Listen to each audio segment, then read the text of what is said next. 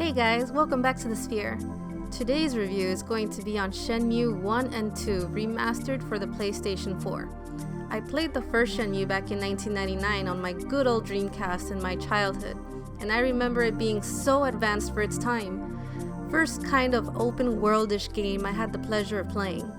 I never had the chance to play Shenmue II, which was released in 2001. Reliving the first game and then playing the sequel for the first time was an absolute great experience. Let's get started. Back in 1999, the graphics of this game were phenomenal. Never had I seen such detail in people's faces in any other game as I did in Shenmue I. It was the most expensive game ever made in its time back then, and it was well deserving of that title. Even now with the remastered version, you can see the effort and detail that was put into both games. Of course, it's still no actual modern PlayStation 4 game, so the graphics may take some getting used to, but still very beautiful in its own way. It's almost as if it was meant to look a tad rigid, like that's the art style they were going for, which suits this murder mystery game based in 1980s Japan and China to a T. If you've never played a Shenmue game before, then you won't think much of the graphics when you first start the game. But when you think about how this was released almost 20 years ago, you'll be amazed at how advanced it was for its time. Finding your way around the cities can be challenging at first, but there are maps all over the cities you can look at which are very helpful. But one distinction I learned about in Shenmue II that I have yet to see anywhere in any game is how most NPCs will guide you to where you need to go in the case that you are lost. You literally talk to them, ask them about the location or activity you're looking for, and the person will say they are heading that way and suggest that you follow them. Since I had never played Shenmue II before, I thought this was an exceptional feature. Once again, Shenmue opened my eyes at how original and thoughtful it was for its consumers. Couldn't get lost even if you wanted to. The fighting in the game was actually easier for me than the regular walking, running around you do in towns. I enjoyed dodging all the enemies' attacks and giving them finishing moves.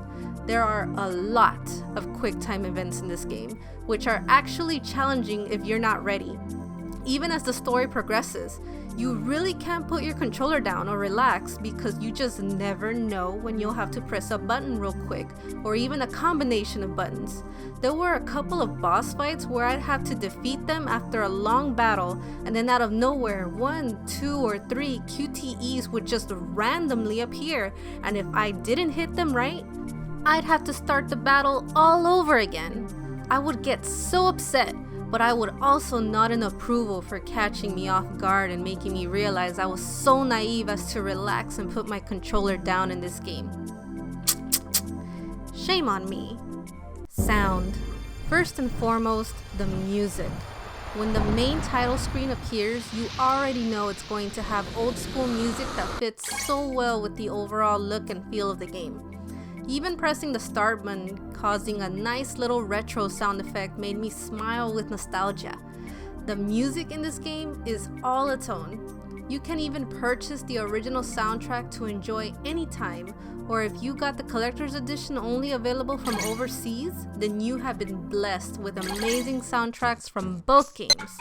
When you're playing the game itself, you can purchase cassette tapes with individual songs that you can play in your Walkman anytime you'd like.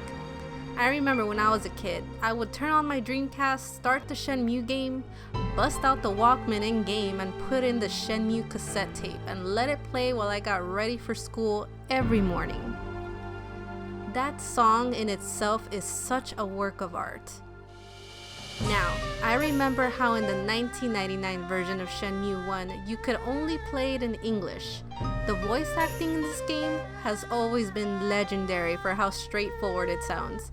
But the fact that the whole game is voiced, including the NPCs, was always a pretty awesome bonus for me. Even modern games don't have every NPC being voiced. With the remastered version, you get both options of playing the game in English or Japanese. I couldn't wait to try it out in Japanese, and I was not disappointed. The Japanese was just as straightforward, but to me it sounded a little more natural than the English version. Of course, the foreigners in the game always had a strange accent while talking in Japanese, at the same time mixing some English in there, but I still had fun with it. What I actually enjoyed a lot was the sound effects. Noticing the sounds of the rain when it landed, cats meowing, even the doors opening and closing, and items you'd pick up and put down.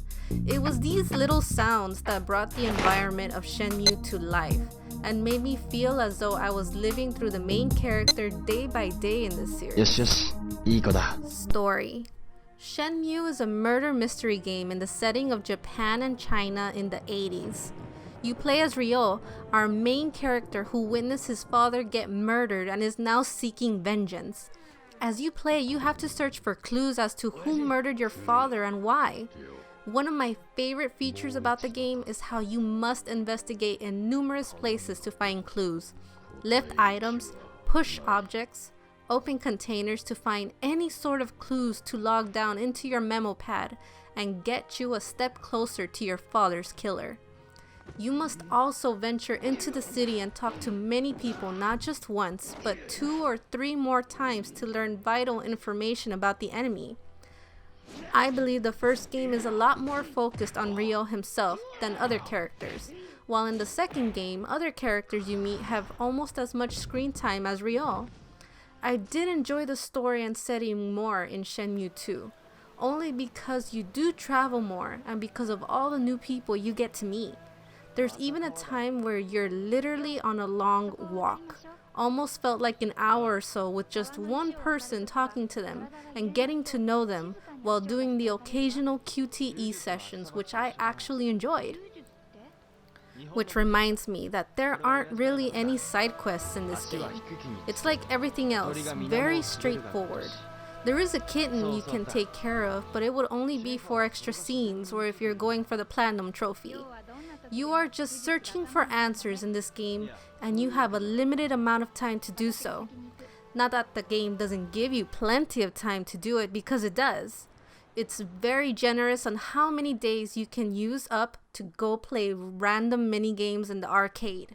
Whether it's playing darts, billiards, QTE mini games, or even Space Harrier in Shenmue 1, or go gamble, rumble in some street fights, or spend some time arm wrestling for money in Shenmue 2, or collecting capsule toys from both games. You'll be given plenty of time to do these activities and finish the games. The only downfall is that darn curfew at 11 p.m. or so. But it's reasonable. You don't want to be out in these streets at night. Overall, I enjoyed the first Shenmue game when I was a kid, and I enjoyed Shenmue 2 even more than the first. Both games were a must-play for me. Not just for the nostalgia, but for how original and fresh they really are. The Shenmue series still amazes me in how innovative it was back then and how it still has a large enough fan base to donate millions of dollars so a third entry in the series can finally be made. And it will be. It deserves every praise it's ever received and will continue to receive for its design, writing, and most of all for its awareness of itself. I got the Platinum Trophy for both games because I enjoyed them so much. And for $30 for 2 games? Come on guys, you can't beat that. If you want to play the new upcoming entry in the series, Shenmue 3, then of course I highly recommend you play these 2 first.